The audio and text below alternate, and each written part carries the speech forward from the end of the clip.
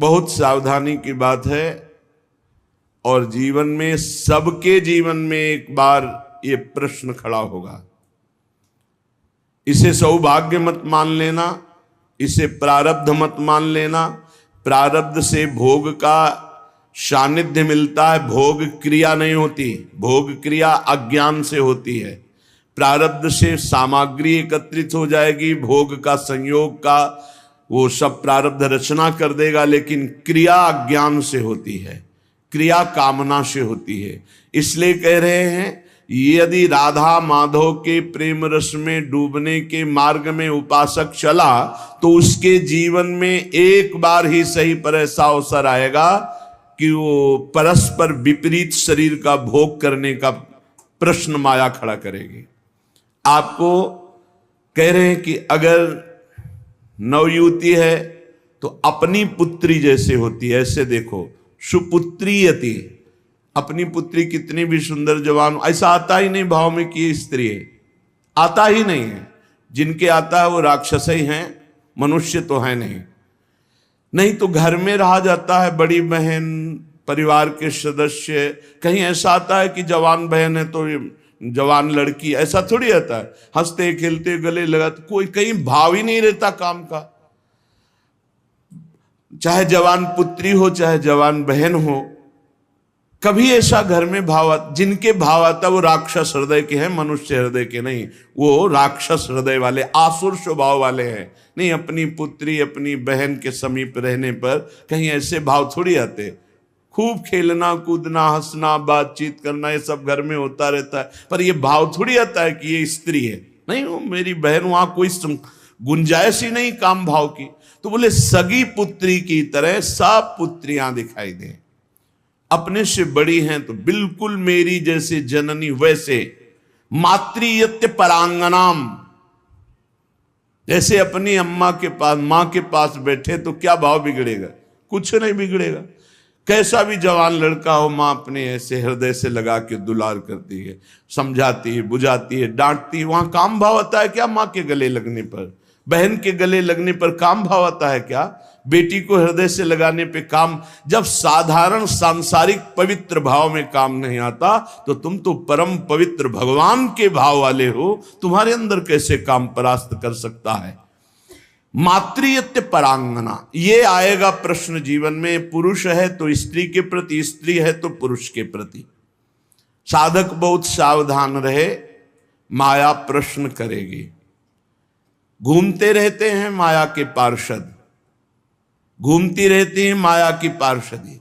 बहुत सावधान, जाके संग कुमति मति उपजय करत भजन में भंग, तजोरे मन हरि विमुखन को संग। बहुत कीमती जीवन है, सिद्ध बात समझ लो, संकोच की बात नहीं। हरि को रिझाओगे तो वैकुंठ का द्वार, वृंदावन के दिव्य धाम का द्वार, साकेत द्वार, कैलाश धाम का द्वार खुलेगा। और जगत के शरीरधारी को रिझाओगे तो आखिरी द्वार वही है, मलमूत्र का, और कुछ नहीं। हमारी बात मान लो, संकोच करने की बात नहीं है। हम वहीं से पैदा हुए हैं और वहीं की आसक्ति से फिर दुर्गति को प्राप्त होंगे। खुली बात है, देख लो, दो ही आकर्षण है, बढ़िया से बढ़िया खाने को मिले, भोगने को मिले। शिष्णोदर परायण शास्त्र कहता है, शिष्ण और उदर। उदर रसेंद्री से संबंधित है, शिष्ण जनेन्द्री से संबंधित है। बस जनेन्द्री और रसेंद्री के भोगों में पूरा दिव्य मानव जीवन बर्बाद। श्रीपाद कह रहे, यदि राधा मुरलीधर के प्रेम में मगन होना है, बहुत सावधान। ये मत समझो कि माया कब किस रूप में कहां प्रश्न करती है। वो जननी है, वो अपने बेटे को पुष्ट करने के लिए कोई भी प्रश्न कर सकती है, लेकिन अपनी दृष्टि। महाप्रभु चैतन्य देव रुदन कर रहे हैं, हा गोविंद हा कृष्ण। दो वेश्याएं पहुंचती, एक कहती कितना ये रुदन कर रहे हैं, बोले मेरी जैसी नहीं मिली होगी इसीलिए ना। अभी देखो इनका रुदन बंद करते। वो क्या जाने कि जो हरि के आशिक हैं उनको हरि माया आकर्षित नहीं कर सकती। भगवान का एक विशुद्ध प्रताप बल भक्तों की रक्षा करता रहता है। वो जाकर के विनोदास्पद बातें करने लगी। महाप्रभु चैतन्य देव ने कहा, मां बस करुणा कर दो, श्री कृष्ण मिल जाए। वो शब्द उनके हृदय में ऐसा चोट किया कि मैं इतनी नीच, ऐसे महापावन से ऐसी भावना चरणों में गिर गई, मुझे क्षमा करो, क्या मेरा भी उद्धार हो सकता? कृष्ण कृष्ण कृष्ण। ऐसा नहीं कि किसी के जीवन में प्रश्न नहीं आता, प्रश्न आता है, पर जो ये भगवत कृपा से सावधान रहता है कि ये प्रश्न है, मुझे उत्तर देना है इसका। ऐसा नहीं कि प्रश्न के लपेटे में आकर के फिसल जाना है, प्रश्न है, उत्तर देना है, बहुत संभाल के उत्तर देना है। अपमान भी नहीं करना, क्योंकि ये वही आए हुए हैं जिनकी हम आराधना करते हैं। वो कुछ भी रूप, वो मोहिनी रूप भी तो धारण किए ना, वो कुछ भी रूप धारण कर सकते हैं। मेरे प्रीतम है तो बस उस समय प्रभु आप ही मेरी रक्षा करो, आप ही मुझे बचाओ। मातृयत्य परांगनाम, त्रुटि हो सकती है हमसे गलती हो सकती है, कभी बलवान न बने, कभी पहलवान न बने इस विषय में। दैन्य और चरण छूना, ये दो बातों से बच सकते हो। चरण छू कि हे जगत जननी, हे अंबा, कभी आपके प्रति मेरा। जिन उर्वशी जी ने बड़े बड़ों की बुद्धि को मोहित कर लिया, अर्जुन जी की बुद्धि को क्यों नहीं मोहित किया? क्योंकि जाते ही सीधे प्रणाम किया अर्जुन जी ने। जे भी उर्वशी का प्रवेश हुआ, देखा, सो पंचांग प्रणाम किया और कहा, माता स्वागत है, आप पधारिए। आग लग गई, मैं किस लिए आए और तुम मुझे क्या कह रहे हो? आज के बाद कभी माता शब्द उच्चारण मत करना। उन्होंने कहा, पुनः कहता हूं, कुंती माता से भी अधिक पूज्य मैं तुम्हें देखता हूं। कुछ नहीं बिगाड़ पाए उर्वशी जी, यहां तक कि साप तक दे दिया। पहली दृष्टि पड़ते ही या तो नव किशोरी जगदम्बा, लाडली जी की सहचरी, या मां, या अपना पवित्र भाव तुरंत आरोपित कीजिए।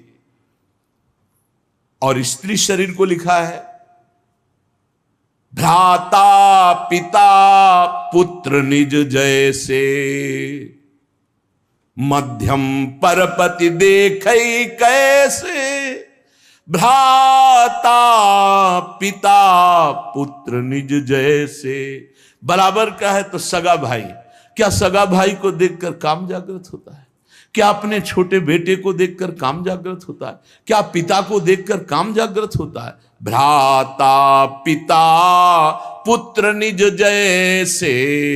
आवश्यकता पर बात करें, नहीं एकांत सेवन करें।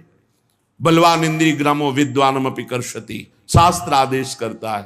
पर उपासक को ये पक्का विश्वास कर लेना चाहिए कि मेरे जीवन में ये प्रश्न आएगा, आता है, आता रहेगा। अगर इससे निकल गए आगे तो यो राधा मुरलीधरांग कमल प्रेमैक मात्रियति। बहुत सावधानी की जरूरत है। देखो, कल वर्णन हुआ था, साधना में भय और प्रलोभन, ये दो चीजें भेजी जाती हैं। इनसे जो पास भी भगवान ही करवाएंगे। ये सत्संग सुनने को भगवान ही तो संयोग बना रहे हैं, ये भगवान ही तो प्रेरित करके आपको सुनवा रहे हैं। इसलिए सावधान। ये प्रश्न है, आपके पास 1 करोड़ रुपया जमा किया और आपका मन हुआ कि अरे मैं फंस गया क्या, तो 1 करोड़ यमुना जी में फेंक दो, मुक्त हो गए। लेकिन एक बार जीवन में फिसल गए तो उसकी पूर्ति नहीं होने वाली। हम कह रहे हैं अरबों रुपया एकत्रित हुआ, मन में आया सब छोड़ के भाग गए, राधा राधा राधा राधा, जो जहां वहीं छोड़ दिया, कुछ नहीं फंसे। लेकिन एक बार फिसल गए काम में तो उसकी पूर्ति कैसे होगी? वो तो नहीं होगा, वो तो चित्त पे संस्कार बन गया और आपका संयम भ्रष्ट हो गया। एक बार बालू का बांध टूट जाए तो दोबारा बांध बांधना बहुत कठिन बात है।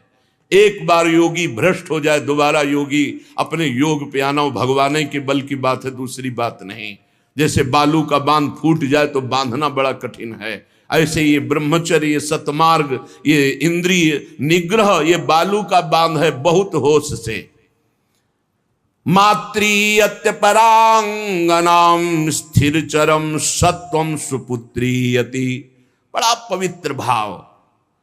और ये भाव जब अचानक संयोग हो जाए तब संयोग से बचने की पूरी वृत्ति रखे उपासक। जब तक कोई बहुत ऐसा संयोग की बात बन जाए कि बात करना ही है, तो उसके चरणों में दृष्टि रखते हुए, मुख की तरफ दृष्टि रखते हुए साधक कभी बात नहीं करते। नहीं, चरणों पर ऐसे दृष्टि रखते हो जी, प्रत्युत्तर कम शब्दों में और भाग ले। अपने को सूरवीर मत समझे। ये भगवान की प्रचंड मोहिनी माया का आकर्षण हमारे चित्त में बलात् हमारी निष्ठा को परिवर्तित कर देगा, यदि हम अधिक समय साथ रहें, अधिक समय बात करें, अधिक समय हंसी मजाक करें, तो हम फिसल जाएंगे। ये खाइयां हैं जिनसे हम भगवान को नहीं प्राप्त कर पाते और इनमें हम फिसल जाते हैं। बहुत ही सावधानी की जरूरत है। हमारी एक एक वृत्ति भगवान अंदर बैठे हुए देख रहे हैं। उस जो जल रही वृत्ति काम क्रोध आदि को ना भोगने से, वो भगवान हिसाब आपको इतना आनंद प्रदान करेंगे कि रोते रहोगे। पर कुछ समय के लिए आपको अपने मार्ग में बहुत संभाल संभाल कर पग रखना है। अगर अपना कल्याण चाहते हो, सुंदर बुद्धि चाहते हो, भगवत मार्ग में अग्रसर होना चाहते हो, तो गोस्वामी तुलसीदास जी की चौपाई याद रखना। जो चाहे आपन कल्याणा, सुजस सुमति शुभ गति शुभ नाना, सो पर नारी लीलार गोसाई, तजौ चौथी के चंद की नाई। जैसे चौथ के चंद्रमा को देखने से कलंक लग ही जाता है, ऐसे ही जो पराई माता बहनों की तरफ ऐसी गंदी दृष्टि या बार बार मुख की तरफ देखना, तो हाव भाव आदि के द्वारा चित्त का आकर्षण होकर मलिन हो जाना स्वाभाविक है। जैसे चौथ के चंद्रमा को देखने से कलंक लगता है, ऐसे जो साधक अपना कल्याण चाहता है, सुमति चाहता है, शुभ गति चाहता है, उसे चाहिए कि चरणों की तरफ देखकर बात करे। ये जगत जननी जगदम्बा हैं, इनकी कृपा से हम परमार्थ पर विजय प्राप्त कर लेंगे। इनके प्रति हमें भोग्य बुद्धि, दोष बुद्धि, निकृष्ट बुद्धि का त्याग करना ही होगा, तब हम आगे बढ़ पाएंगे। गोत्रीयत्यति तर्जना दिशु महा, मित्रीयति द्वेषिषु।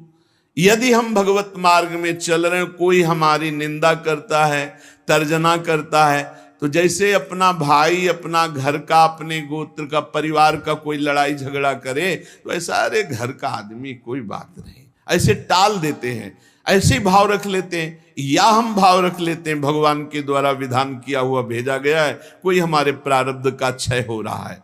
और जो हमसे विद्वेषी, उसे हम महामित्रवत भाव रखें। नहीं, हम में और संसारी पुरुष में क्या अंतर। करत जे अनुशहन निंदक, तीनों पे अनुग्रह करो। अपने शरीर को जैसे हम प्यार करते हैं और दूसरे शरीर से हम उदासीन रहते हैं, ये संसारी पुरुष का लक्षण है। और भक्त अपने शरीर से उदासीन रहता है और दूसरे शरीरों के दुख को अपने शरीर जैसा मानता है। ये भाव होता है। अपने शरीर में कष्ट है कोई बात नहीं, लेकिन दूसरे के शरीर का थोड़ा भी कष्ट उसके हृदय में पीड़ा पहुंचा देगा। पूज्य श्री भाई जी हनुमान प्रसाद पोद्दार जी महाराज साधकों के लिए बहुत अमृतमय वचन लिखे हैं। भगवान को प्राप्त करना है तो तीव्र अभिलाषा जागृत करो।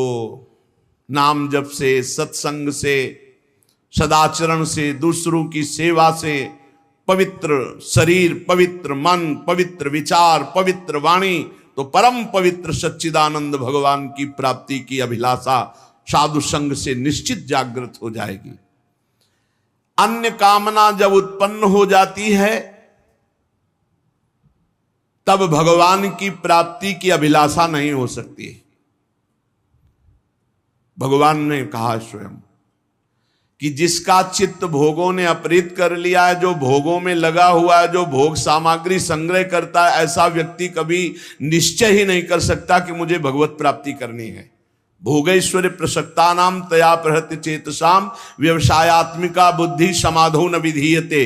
वो कभी भगवान की प्राप्ति की इच्छा ही नहीं कर सकता है। इच्छा ही नहीं होगी ऐसी बात नहीं। अगर साधु संग हो तो वो भोग आदि का त्याग करके भगवत प्राप्ति की इच्छा जागृत कर सकता है, पर जब तक भोगों में लगा रहेगा तब तक भगवत प्राप्ति की इच्छा ही नहीं होगी। अन्य कामना वाला भगवत प्राप्ति की इच्छा नहीं रखता। अनन्य कामना जिसकी है श्री भगवान से, उसके हृदय में इच्छा जागृत होती है, अब मुझे भगवत प्राप्ति करना है। जब भगवत प्राप्ति की इच्छा जागृत होती है तब भगवान के अनुकूल आचरण और प्रतिकूल आचरणों का त्याग, ये नियम लेना होता है। श्री कृष्ण अनुकूलेन प्रतिकूलस्य वर्जनम विसर्जनम। आज के बाद कभी शास्त्र विरुद्ध, धर्म विरुद्ध आचरण नहीं करूंगा, तभी आपके अंदर भगवत प्राप्ति की अभिलाषा जागृत होगी। इधर तो माला चला रहे हैं, पाठ कर रहे हैं, धर्म के कार्य कर रहे हैं, और पीछे फिर अधर्माचरण हो रहा है, तो वो अंधा बटे पड़ा चबाए, तुम्हारे हाथ में कुछ नहीं लगेगा। हमको संयम से रोकना पड़ेगा। जो धर्म, जो नाम जप, जो साधन कर रहे हैं, वो हमारा कहीं किसी पापाचरण में बह न जाए, कहीं किसी छिद्र से बह न जाए। हम अपने इंद्रियों को, मन को हम विचार के द्वारा, पवित्र विचारों के द्वारा उनको घेरे रहते हैं। इसी का तो इनाम मिलता है परम पद, इसी का इनाम मिलता है अद्भुत आनंद की उमगन। ना भय जन्म का, ना मृत्यु का, ना रोग का, ना शोक का, किसी भी तरह का कोई भी द्वंद्व प्रभाव उपासक के अंदर नहीं रह जाता। अनुकूलस्य, अपने इष्ट देव गुरुदेव के अनुकूल, और प्रतिकूलस्य विसर्जनम, प्रत्येक प्रतिकूल आचरण का त्याग। जब साधक ऐसा आचरण बहुत समय तक करता है तो उसके प्राणों में रुदन करने की इच्छा जागृत होती है और वो क्रंदन करने लगता है। रोते रोते उसके हृदय में विरहाग्नि जलाती है, और उसी विरहाग्नि को शीतल करने फिर भगवान को आना होता है, फिर उसे भगवत प्राप्ति हो जाती है। दूसरी बात, साधक जब इस मार्ग पर चलता है तो उसका स्वभाव होता है इधर उधर ताक झांक करना। ये कैसे चलता है? ये बहुत बुरी आदत है, ये बिल्कुल नहीं रखनी चाहिए। पर दोष दर्शन से सबसे बड़ा घाटा होता है कि हम जो दोष दूसरे में देखते हैं, देखने की चेष्टा करते हैं, वो दोष हम में जागृत हो जाता है। इसलिए साधक को इधर उधर ताक झांक करने वाला स्वभाव नहीं रखना चाहिए। छोटी छोटी बातें होती हैं जिनमें हम फिसल जाते हैं। हर साधक इस बात को समझ ले, परमार्थ में चलने पर इधर उधर ताक झांक, वो पड़ोसी बगल वाला साधक क्या करता है, अगर ये दोष दर्शन की वृत्ति रही तो ऐसे नीचे खड़े रहोगे, परमार्थ की ऊंचाई पर नहीं चढ़ पाओगे। इधर उधर ताकने वाला साधक लक्ष्य तक कभी पहुंच ही नहीं सकता। सिद्ध महापुरुषों के वचन है। साधक को चाहिए कि अपनी दृष्टि केवल अपने लक्ष्य पर रखते हुए, लक्ष्य हमारा क्या है? सर्वान वस्तुतया निरीक्ष परम स्वाराध्य बुद्धिर्मम, मेरे भगवान ही सब रूपों में, बस सारा नाटक वही कर रहे हैं। हमको ये नहीं देखना ये कमी इसमें साधक में है या कमी उस साधक, ये गुरु देखें या भगवान देखें, वो सुधार करें, हमारा ठेका नहीं है। हमारा ठेका है अपनी कमी देखना और भगवान को प्राप्त करना। सत्संग अपने लिए होता है, दूसरों के ऊपर थोपने के लिए नहीं होता, दूसरों के दोष दर्शन के लिए नहीं होता, वो अपने मन को शासन में लाने के लिए सत्संग होता है।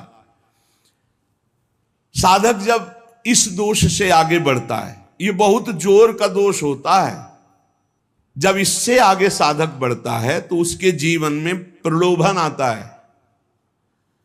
जब प्रलोभन से बचता है तो फिर भय आता है। बड़े बड़े भय आते हैं भक्तों के जीवन में। फांसी की सजा निश्चित हो गई, आग में जलाने निश्चित हो गया, जहर पिला दिया गया, क्या क्या। जब प्रलोभन और भय से भी आगे निकलता है तब दिव्य सिद्धियां, आकाश में उड़ जाओ जहां जिस लोक में, जब इनसे भी आगे निकल जाए, जीवित मर जाए उलट आप में समाया है दिलगिरी, एकदम खाक, तब भगवान की प्राप्ति होती है।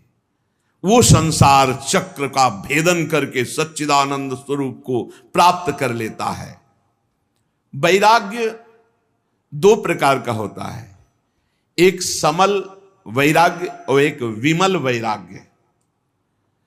सांसारिक प्रतिकूलता को लेकर जो घर त्यागा जाता है उसे समल वैराग्य कहते हैं। ये समल, मल का प्रयोग नहीं होना चाहिए। ये मल है वासना, कामना, रुपया, पैसा। हाँ, हमारा भरण पोषण ईश्वर के द्वारा सारे विश्व का करते, तो हम जितने बैरागी जन विश्व में हैं, भगवान विश्वम्बर सबका भरण पोषण कर रहे हैं। लेकिन बहुत सावधानी से मुनीमगिरी करनी है। मालिक हैं भगवान, मुनीम है हम, तो मुनीम का लेना देना बहुत हिसाब में होना चाहिए। हिसाब से चूक हुई तो चूक हो जाएगी, बड़ी चूक हो जाएगी। तो एक होते हैं वैराग्य लेते हैं ये देख करके कि अब नौकरी नहीं मिल रही, विवाह भी नहीं हुआ और खान पान की व्यवस्था, बाबा जी बन जाते हैं। जिंदगी नरक हो जाएगी तुम्हारी और दूसरों की बेइज्जती करवाओगे। कभी ऐसे बाबा जी नहीं बना जाता।